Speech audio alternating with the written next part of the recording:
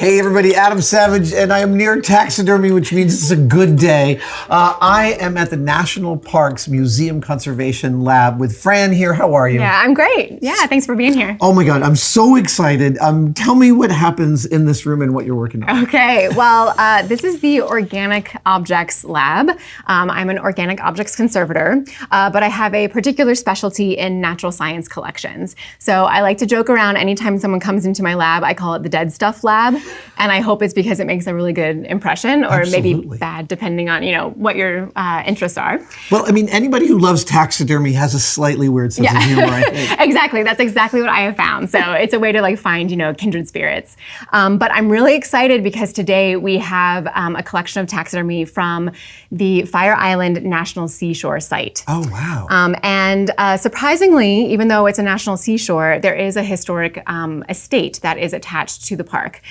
It's William Floyd, and he was one of the signers of the Declaration of Independence. So this is all related to a founding father in a way. Yeah. So he was on the estate, in the 1700s, but then 8 generations of that family continued to live on the property. Wow. And one of them, his great-great-grandson, also named William Floyd, just to be a little confusing, he was really into hunting, but also he was an amateur naturalist. So not only was he hunting and eating the meat, but then also he's very interested in the scientific data and keeping track of everything and mounting specimens to be taxidermy for display and for research. So then am I right in these are amateur taxidermy mounts? Yes. Like he was a hobbyist. Yes, he was a hobbyist. I'm not quite sure what the line is. I guess what I mean to say is he wasn't employed by a museum. Fair. Especially because he was doing these at the same time period as Carl Akeley. And if we were to compare this lovely fox to maybe one that Carl Akeley or his contemporaries made, they'd be very different. Very different. Well, I mean, I noticed what looks like some anthropomorphization. Yes, exactly. And that was around the time period where they would always show animals baring their teeth. Yes. I think a little bit to be like, look how ferocious, and yet I conqured them kind of thing. But it's also sort of like, well, there's teeth, so we should show them. Yeah, exactly. Which as a conservator always worries me because teeth, they like to crack over time. They respond really well to fluctuations, especially moisture in the environment. So they expand and contract. Exactly. And they're differing materials, so they tear themselves apart. They'll kind of split apart. Wow. So it's not uncommon if you see a skin rug, like a tiger skin rug. A lot of times they have chipped teeth. So a little less scary, but sorry guys. But this one looks really great. So this particular fox was actually roadkill. So today we would call that ethical taxidermy because it was not shot for the purposes of mounting. It was apparently a neighbor of theirs who accidentally ran it over with her car in 1908. And we were joking in the lab that now that poor woman lives in infamy. Right. That we're still talking about her running over a fox. And she ran over it in the first car. Exactly. How did she even have a car? I know. Yeah, maybe that's what the problem was. So apparently, William Floyd then scooped it up and created this taxidermy mount. And I would also like to point out, while we're kind of on that theme, that this taxidermy, it's not only is taxidermy itself a blend of art and science, but this particular collection is a blend of science and culture or history. Right. So a lot of times if you see taxidermy on display, especially in a natural history museum, it's really meant to represent its living counterparts. And if it's good taxidermy, you won't really be able to tell the difference. Yeah, feel like you're looking at it. Yeah. Exactly. But this taxidermy is also important because of who mounted it and where it was displayed. So when we work on this for conservation treatment, we're not necessarily trying to bring it back to make it look like its living counterpoint. No matter how much you would want to do that. And we very much want to do that. But exactly. But what we want to do is preserve how it would have looked when William Floyd mounted it. So we want to bring it back to how it looked in 1908. So you can see here that we do have a lot of the finishing material that's been lost around the original jaw set. So the original skull is in the head. And then we suspect that that this material, the finishing material, that's what we call it, when it's what the taxidermist adds kind of at the end to make it look more realistic. That looks like it could be a tinted wax that is starting to come off, and maybe even a layer of plaster first. And we think it's probably a tinted wax tongue. Wow. So we will fill in those areas of loss to make that look more cohesive. Because right now it does look a little bit unsettling that you can see so much of the jaw. And when you're talking about sealing the wax or adding on top of it, or do you have to remove it all before putting something in its place? That's a great question. Well, keeping with the principles of conservation, we'll try to keep as much of the original material as possible Even in if place. it's something that is going to keep deteriorating. Exactly. You want it, there's most of the original in there. Yeah, because of the hand of the taxidermist we'd like to preserve. I have to say also, despite me saying the face is very anthropomorphic, it's a really lovely pose. Yeah, I think so too. It's actually got a lot of its real weight to it. Yeah, very curious, as foxes tend to be. You know, when you're crossing the street and they see you, or when they're crossing, I should say, you know, they look up and they look over at you. So I really do appreciate that as well. And some of the other bird mounts that we'll be looking at are posed in a very dynamic way as well, which is really delightful to see. And another thing that hopefully you can tell is that we've actually, through conservator magic, have already cleaned half of the face. So this part is clean and this part is not. I can't thank you enough for letting us see it in this state, because it's so indicative of how difficult and subtle and important the work you guys are doing. I'm also astounded at the restraint. Because I would not be able to clean one side without dying to clear up that eye. Exactly. You are correct. And that's how we've been all afternoon. We're like, can we do it? Can we do it? So as soon as you leave, I think that's what's going to happen. Yeah, exactly. So we've been using some soft bristle brushes, some artist brushes. I particularly like fan brushes because as you clean, you can groom the fur as well. And then afterwards, because the hair is nice and secure and stable, it doesn't have very much damage, we're able to use some wet solutions, some very, very, very mild detergents that we clear with water, and then kind of groom it. We even use a hair dryer so that when the hair dries, it will dry straight and it won't get a curl to it that shouldn't be there. Nice. So it does take, you have to work in smaller areas before you kind of move around. And then what we saw once we cleaned it is that the red isn't too bad. It's not quite as light damaged as we thought it would be. Oh, nice. So you've been removing dust and saw that it was a little more vibrant. Exactly. Because the dust, not only is it regular dust, but we suspect, based on the fact that it was in a historic house, that's also a very sooty dust that has deposited on there. So it's from the fireplaces. Right. And that really lends an overall gray hue to any taxidermy that's in the area. And you'll see that on some of the birds as well. Fortunately, hair can clean up a little bit better than feathers. The hair actually is getting a little bit whiter there.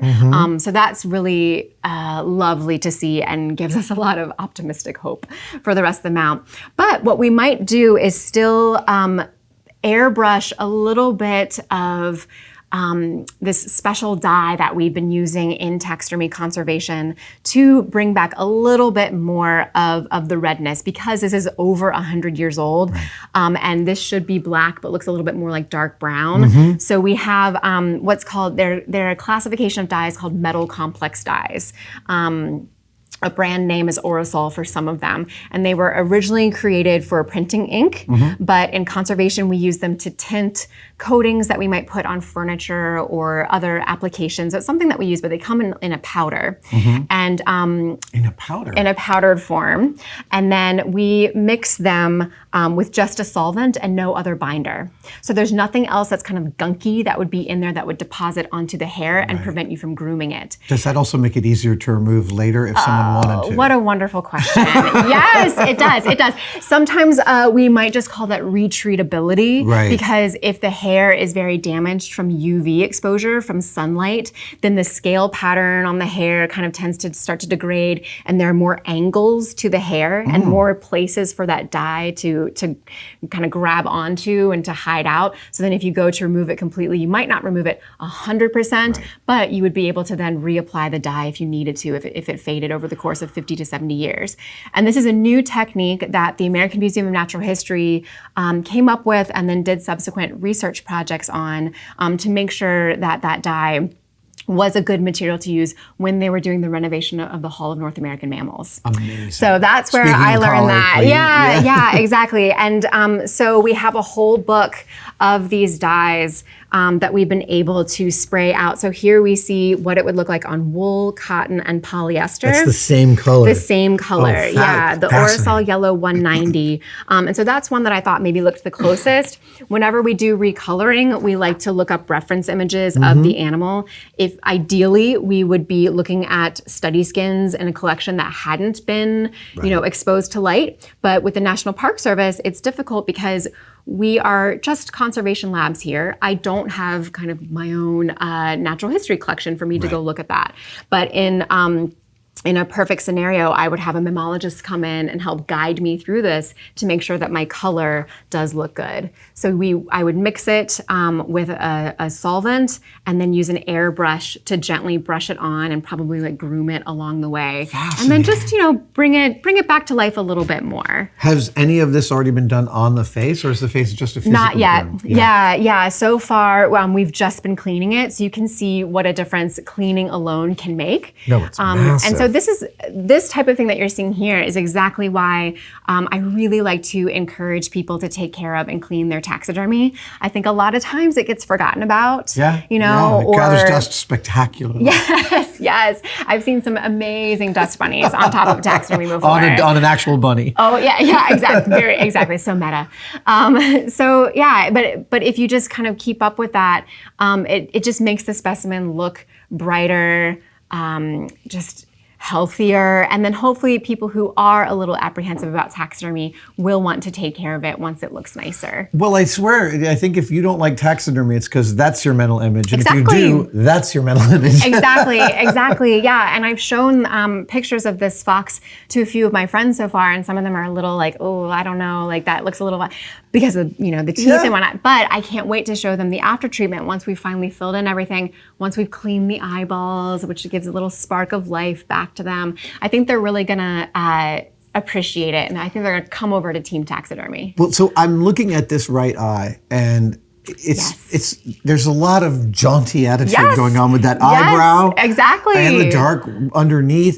And I'm curious. If it looks to me like the right side might not actually even have the same hair. So are you able to come into something like this and replace hair? Yes. Or add where necessary? Yeah, exactly. So as part of the cleaning, we've also been trying to find if there are areas of hair loss, like around the eyes, or even here you can see a little bit of the guard hairs are thinning out a little bit. You see this undertone of gray, and that's because we've had some guard hair loss, those longer hairs that mammals have. And that is actually from a past pest infestation. So I'll show you that first, and then I'll get into how we would fix it. I've had pest infestations with my taxidermy, and they just eat the whole thing. Oh, it can be swift and catastrophic. What are the pests that eat taxidermy? The two main pests are dermestid beetles. So that's a classification of protein-eating beetles like odd beetles and carpet beetles. Aren't those the ones that like the Met uses to clean their skeletons when they get them? Yes, exactly. I remember going in because it's the room with double stick tape because you don't want any of those in the general population. Exactly. And you probably remember the particular smell of that room too, because it spectacular. burns in your nostrils. No, it's that flash. Yeah. So they are the ones where if you a friend of mine harvested a deer for food, and she wanted to save the skull, so we buried it in the ground and dug it back up a year later, and it was the dermestid beetles in the ground that helped clear away the flesh and whatnot. Amazing. So yeah, it happens in museums and in nature. Imagine that. But you're exactly right. It could be dermestid beetles, or it could be clothes moths. And, that's probably what I had. Yeah, probably, and because they seem to be, I think most humans have dealt with that if you have any wool sweaters or anything. Yep. And it's the larva of both of those that will do the damage. So they like to eat at the base of the hair or the top of the skin. So the larva will be like munching along. And then once you actually see the adults flying away to go mate, they'll like fly towards the light, or they'll just be like fluttering around. Then it's kind of too late. Then it's like, oh no, I have an issue somewhere. So that's when you'll go poking through the holes or through the hair and see what you can find.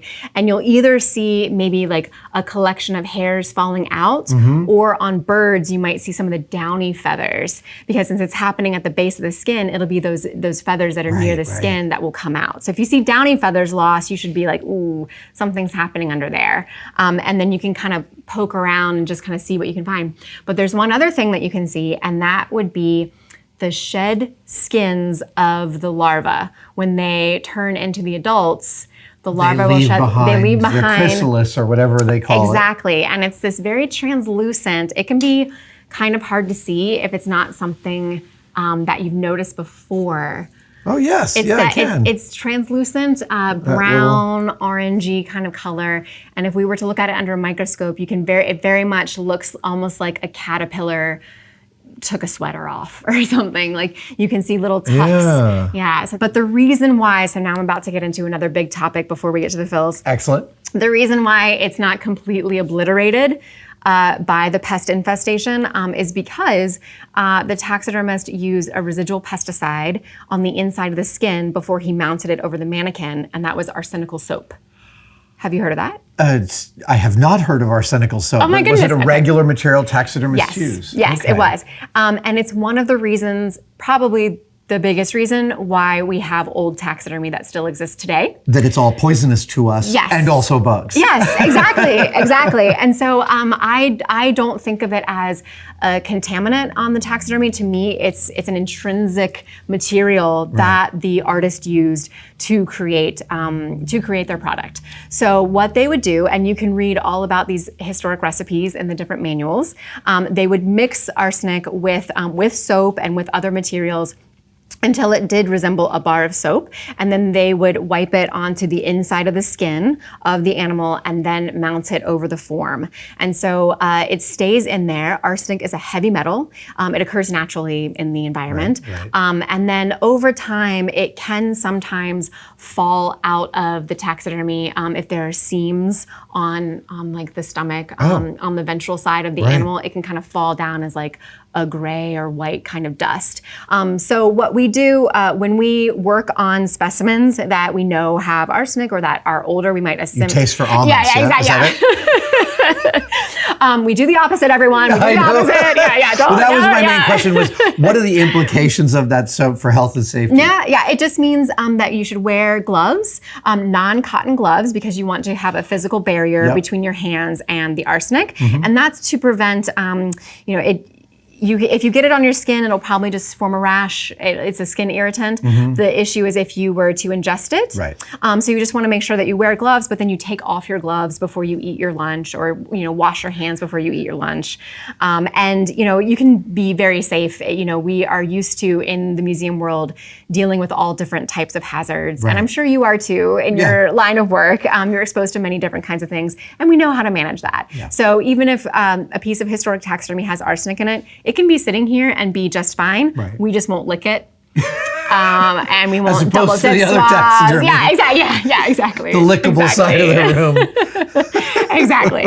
So as we know from this one, despite the fact that it has arsenic in it, we still have a little bit of hair loss. And so what one could do is take the hair from a different specimen. If you have another fox hide or whatnot, you could take it from that. But I like to use hair from other animals just to kind of be completely different. And I do find that a lot of times you can get a similar texture, similar color, and then similar length. Is there a reason? Does the other? I'm curious why the other animals. Is it maybe that you have too much fox bias looking at a fox hide, and you maybe have more freedom to see what matches? Actually, it's what's legal to get. Oh, fair enough. Okay, totally so understood. I could get fox, and I have that. Here's a little tuft of bison. But if I were working on a tiger, no, I cannot get. I do not have access to a tiger skin, or I'm sure if I wanted to get one, it would be way too much money for me to be able to get.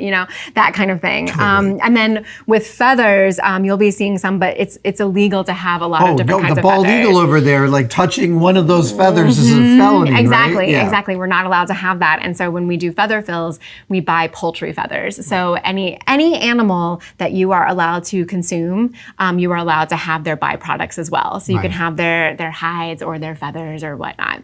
So a lot of times I end up using cow because cow has some really great guard hairs on it. And this particular cow hide, I think it was probably dyed or bleached, maybe I should say, to be this nice gray color. But this is wonderful because then you can color this to be whatever color you want. It can take color. Yeah, exactly. Wow. Exactly. So a friend of mine, actually a colleague from the American Museum of Natural History, put together this little series for me to demonstrate, to use as for teaching purposes like this exact moment. Amazing. But we see the cowhide, we see a piece of Japanese paper that is a really common paper used in conservation. It's a great handmade, very strong kind of paper that doesn't have a lot of impurities in it.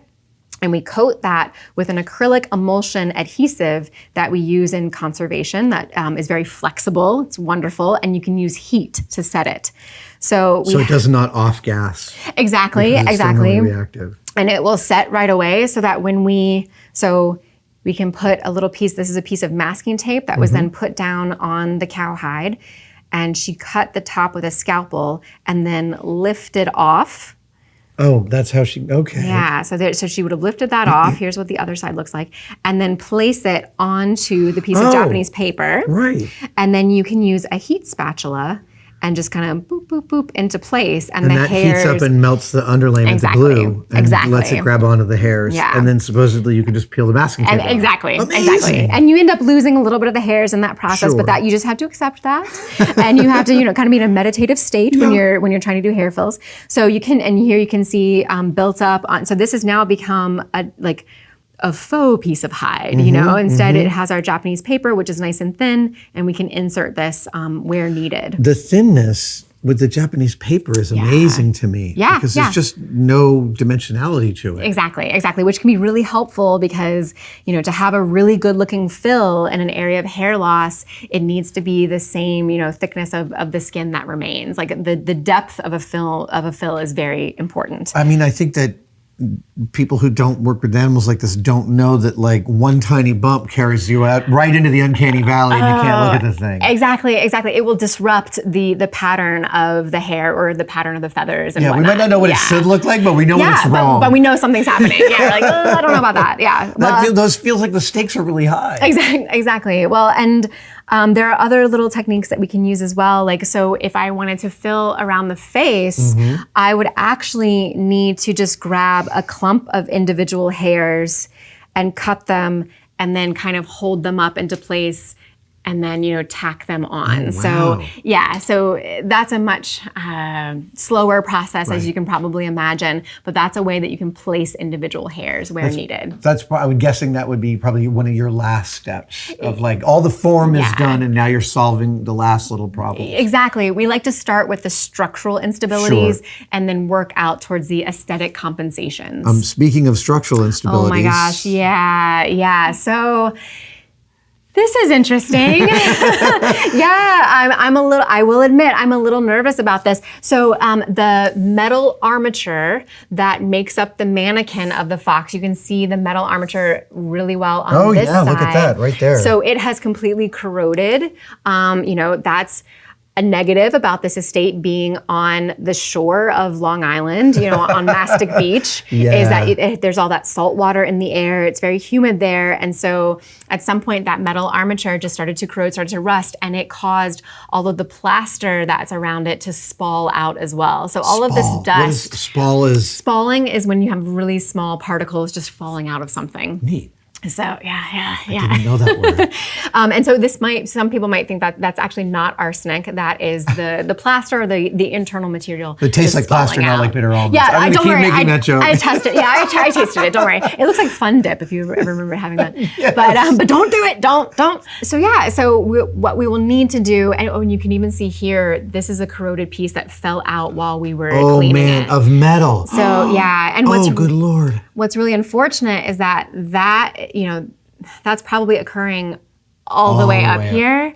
And so it's a little it's a matter of time, maybe before we see more damage like this, but it would be extremely invasive for us to go in and like cut the skin. It feels like it would be weeks of work. Yeah. if even worth it. Exactly. So, so what we will try to do instead is anything that we can reach, we will clean away as much of the corrosion as possible, and then we'll reconstruct it using conservation grade materials. Right. So things that are a little bit more inert, that will not respond to the environment in the same way as the metal. And then we just kind of hope for the best and hope that it will last at least for like many, many more generations to come before it would require more treatment. And the reason why that is really invasive to try to like cut in there, not only would that be cutting original material, but as the skin ages over time, it just naturally becomes more brittle. Right. So you're still going to be snapping this thing. Yeah. You risk if you introduce humidity to it, you risk the skin just kind of disintegrating away, and that's what happens, especially around eyes. If you need to like fix the eyes, that can be pretty dangerous. And as the skin dries and a lot of taxidermy mounts, the skin pulls away, and that's why there's so many bulging eyes in old taxidermy. Okay. It wasn't even necessarily the taxidermist's skill or not skill. It's probably because of the environment, because the skin is wet when you put it over the mannequin and then it dries into place, and so sometimes it just shrinks a little too much, and they hadn't quite compensated for that. I have a question about the ears. Yes. This ear is so beautiful. Did it really look like this when you started? Oh, it did. Oh, wow. It did. Yeah. And it was really satisfying to be able to clean that off, thanks to the wet cleaning methods that we had. And we used a very technical technique called sandwiching, where you take the rag, and this is a microfiber cloth that we use in conservation that holds a lot of moisture in it, and so it's really lovely for wet cleaning. But yeah, we just spray our solution on there and then just kind of wipe it down and sandwich and kind of gently pull against the ear hairs. But then that's where it was really important to blow dry it when we were done, so that it wouldn't curl, because I've seen some really bad curly moose ears from not cleaning. And you can just tell, oh my goodness. Yeah, you can tell, exactly. So you need a hair dryer with a cool setting to be able to do that successfully. It's amazing to me that comes out of that. I know. It just doesn't look like that's feasible. Well, we weren't quite sure if it would, but but the conservation gods were smiling down on us when we were working on it.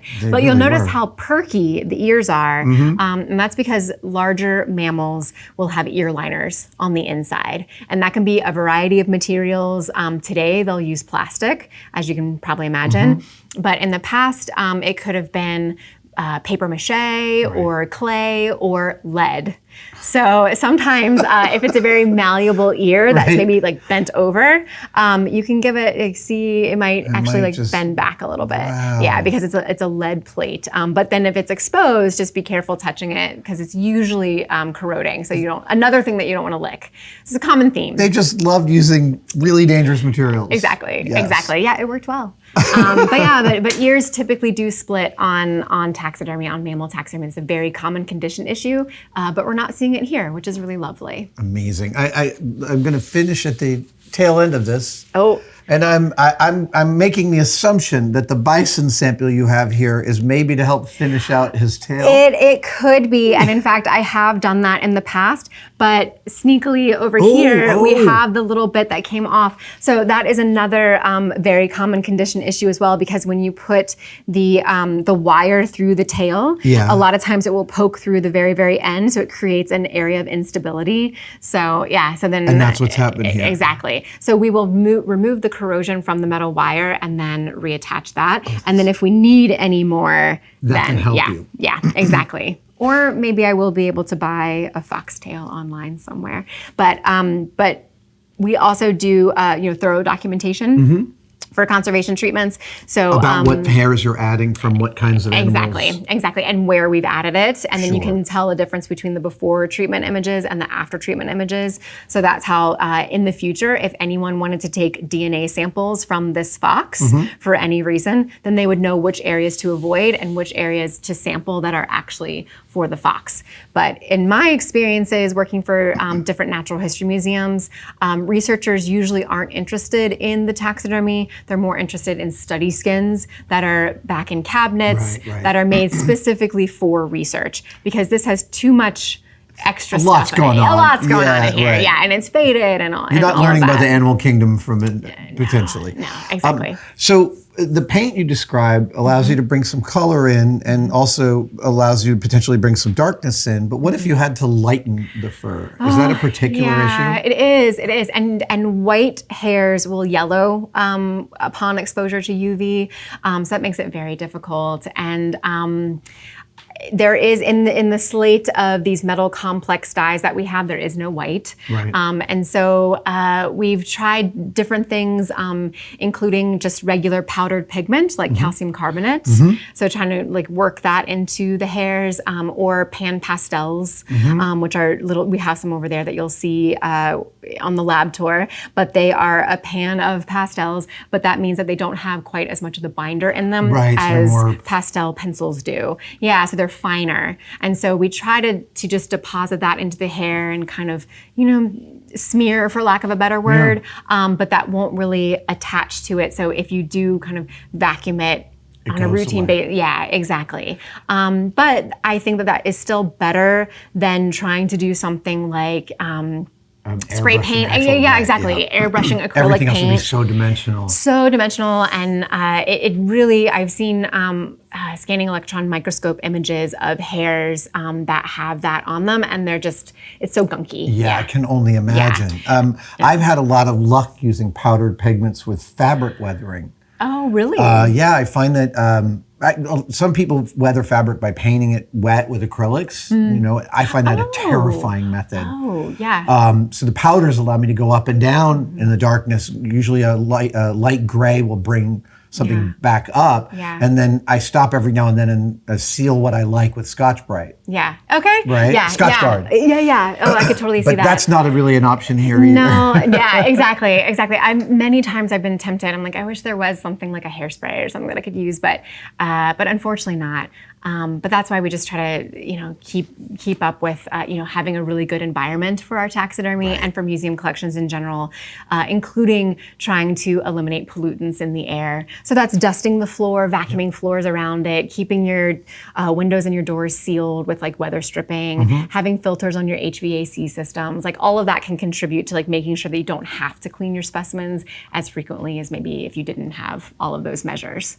But you'll see, speaking of the pan pastels, that technique we use on feathers, and I'll show you an example of that. Oh, please do. Yeah. Oh my goodness. Fran, this has been the most thrilling Taxidermy 101. You've massively increased my excitement and understanding of it. Yeah, that's great. Yeah, thank you. He's such a cutie. I mean, his right side. Yeah.